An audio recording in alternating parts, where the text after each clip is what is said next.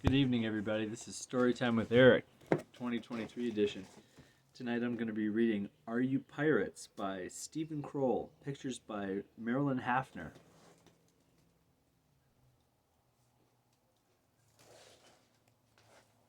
Tonight I'm eating butter pecan ice cream from, what's the name of that ice cream shop? Irontown Pasties, Negaunee, Michigan, 49866. This is a discarded book from Peter White Public Library, Marquette. Are You Pirates by Stephen Kroll, pictures by Marylin Hafner. Pantheon Books, New York. 1982. Dedicated to Lincoln Anderson, S.K., for Larry L. and Jennifer C., who threw me a rope. And H.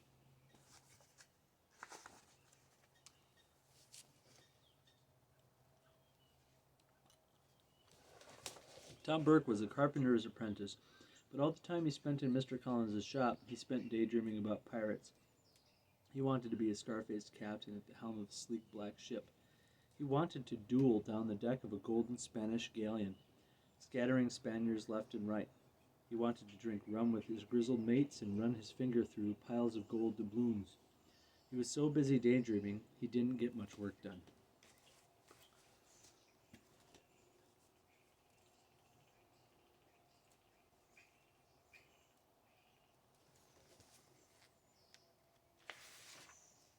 One noon, with his lunch in hand, Tom went for a walk in the woods.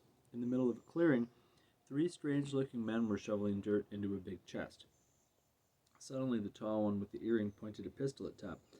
"All right, mates," he said to the others. "Get over here and tie up this lad. He's got the makings of a fine cabin boy." The two men lunged for Tom. One man fell in the hole, the other fell in the chest. "Well," said the tall man with the earring, "why don't you just come along anyway?" "Sure," said Tom. "Are you pirates?" The tall man smiled. "Of course," he said. The pirates marched off to the harbor. On the way, Tom asked, "What were you doing with that chest?" "Just practicing," said the tall pirate, "for when we get our treasure." "But you left the chest behind," said Tom.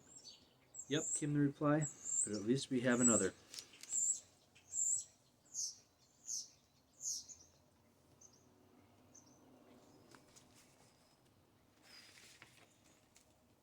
They climbed into the jolly boat and pushed off. The boat began to sink. "Hard luck, Harris," shouted the tall pirate as the water reached his knees. "You forgot to check for leaks." Harris looked upset. The men swam for the ship. Tom swam with them. He wasn't going to miss his chance to be a pirate. Soon they reached the pirate ship and began climbing the rope ladder. "Watch your step," the tall pirate shouted. Hard luck Harris stopped and stared at his feet. Everyone else had to stop too. "Harris," shouted the tall pirate, "I didn't mean watch your feet. I meant be careful climbing the ladder. Now hurry up."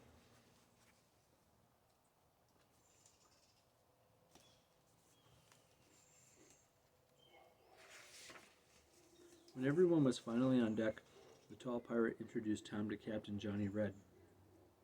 The captain shook Tom's hand. "Welcome aboard," he said. "You've met my mate, Mad Mike, here, and you've probably seen enough of Harris. Let's see if I can find the rest of the crew." He cleared his throat. "Juice and sea biscuits," he yelled. Everyone lined up on deck. "Juice, not rum?" Tom asked. "Gets 'em every time," said the captain. "Now let's see. Here's Fightin' Fred, Cutlass Carl, Awful Arthur, Ghastly Gordon, Scary Scott, Pungent Paul, Lousy Louie, Nasty Nick, Ruthless Robert, Terrible Toby, Toothless Tim, Fearless Frank. Where's Sleepy Sam?"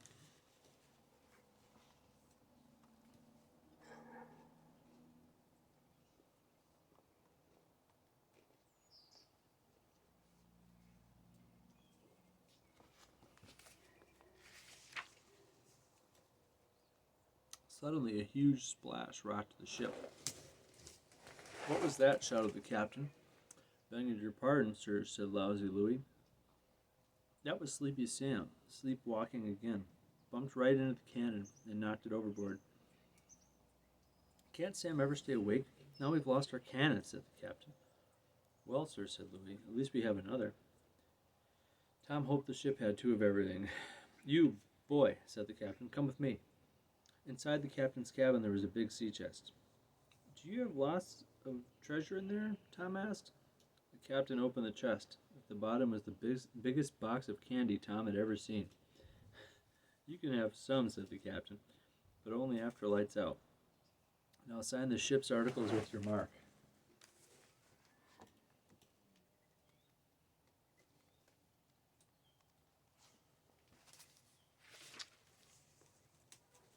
Tom looked down at the piece of paper. It said, rules and regulations. No fighting, no stealing, no one gets stuck on a desert island, no one walks the plank, lights out at 7:30. I don't understand, Tom said. Aren't pirates supposed to fight and steal?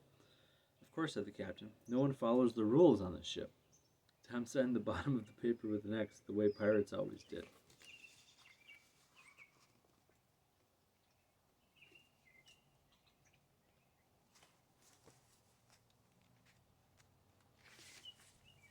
The scavenger headed out to sea.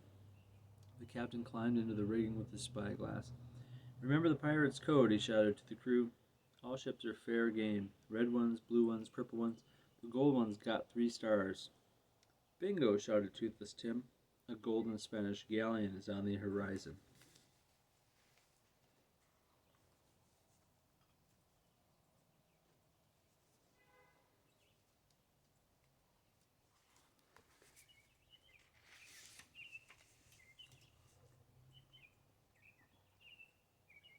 The crew got ready, and the scavenger sneaked up from behind.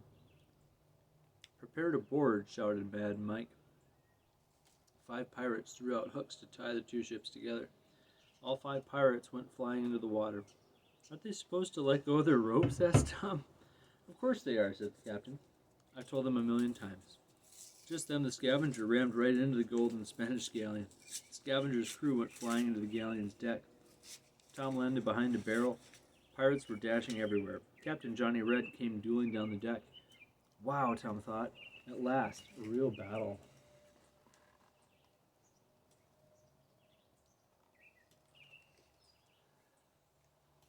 Great pictures. You picked a good one. Take that, the captain said, spearing a hat into the air. Give me back my hat, the enemy officer yelled.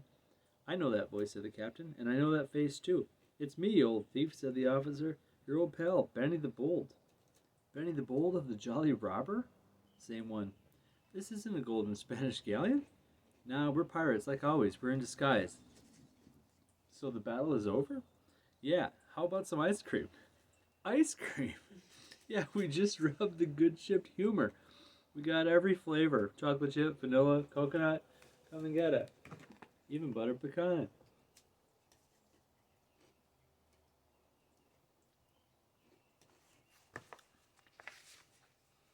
The pirates cheered and hurried to the Jolly Robbers' galley. Ice cream bars flew everywhere. Tom had a coconut bar and a butterscotch sundae. Then he joined the scavenger's crew in their favorite song. Yo ho, here we go, sailing high and sailing low. Yo ho, we're so bold, give us all your gold. Yo ho, it's just our dish, an ice cream bar and a kettle of fish. Yo ho, we're so bold, give us all of your gold. He wondered if all pirate battles ended with ice cream.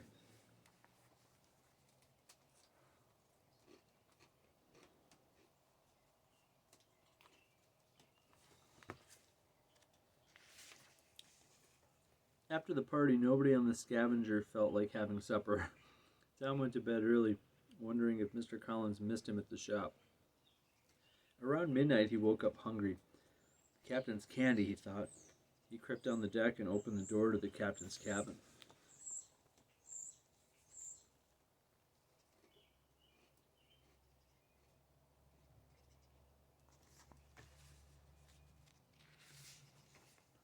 He stepped inside and crashed right into Hard Luck Harris. What's going on here? The captain shouted. Come for some candy, sir, said Tom from the floor. Nonsense, said the captain. No one has any candy except after lights out. But it is after lights out. It's not after lights out, said the captain. The lights are out. You saw the rules and regulations. But you said no one follows the rules on the ship, said Tom. That's right, said the captain. And that's why you're going to a desert island, Harris. And Tom Burke, you're going to walk the plank. I've had enough. Tom was beginning to wish he'd never even heard of pirates.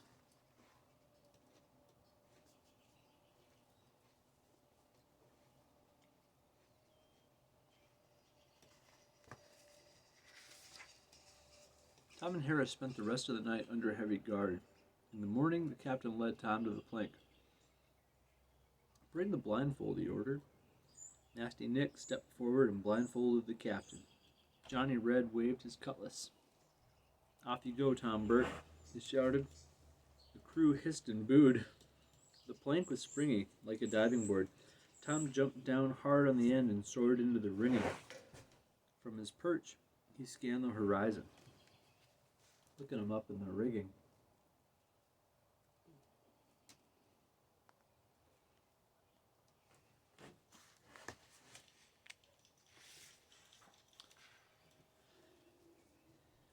"Land ho," he shouted. "There's our desert island," said the captain. Hardluck Harris was dumped on the island. "Goodbye and good luck," everyone yelled as the Scavenger began to sail away.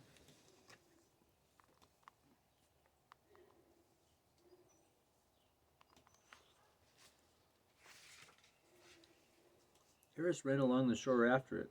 He fell into a large hole. Looking back at the island, Tom saw Harris throwing coins and jewels into the air. "Captain," he said, "I think we should go back. Harris found a treasure." "Nonsense," said the captain, looking out to sea. Hardluck Harris couldn't find a treasure if he fell in it.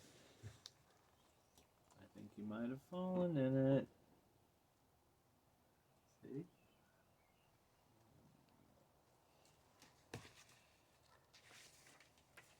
That night, a storm came up. The Scavenger was thrown off course. The ship pitched and moaned. The winds howled. The rigging shook.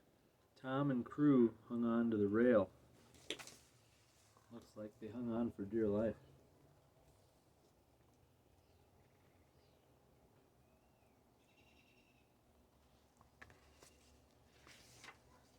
"Strike the mainsail," shouted the captain. "Heave ho," shouted Mad Mike, and came down the sail. "Get me out of here," cried the captain, tossing and kicking under the canvas. "This is the last straw." By now, Tom was feeling the same way.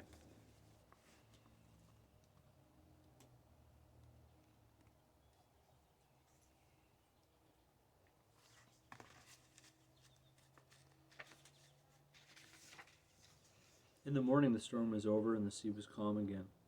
The Scavenger was back in harbor. So was the Jolly Robber.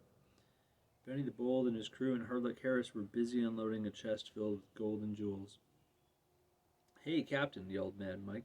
"Benny the Bold rescued Hardluck Harris." "Yeah?" yelled Nasty Nick. "And they're all going to be rich."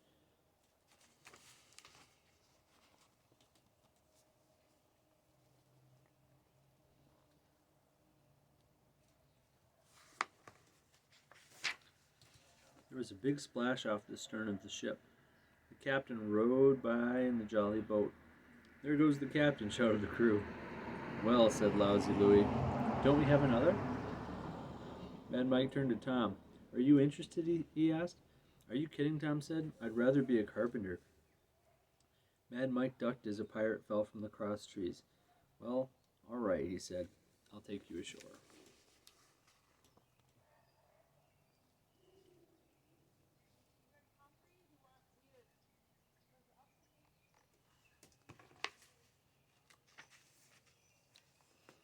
When he was safe ashore, Tom watched Mad Mike get halfway to the ship, begin to sink, and then start swimming. A little boy was watching. "Are you pirates?" he asked. "No such thing," said Tom.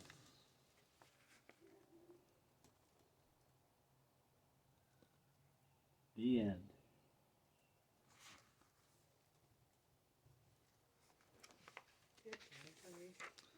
That was a great book. Stephen Kroll grew up in New York City and graduated from Harvard University. He's been an editor both here and in England, has been a full-time writer since 1969. His short stories and reviews have appeared in many leading magazines and newspapers, and he has written over a dozen books for children. He lives in Manhattan. Marylin Hafner was born in Brooklyn, New York, and studied art at Pratt Institute and the School of Visual Arts. She has illustrated more than 55 books for children and is also a sculptor and printmaker. She has 3 grown daughters and now lives in Cambridge, Massachusetts. Oops. Well, that was a delightful book. Written by Stephen Kroll, Published 1982. Pictures by Marylin Hafner. What's the name of the press again? I forget.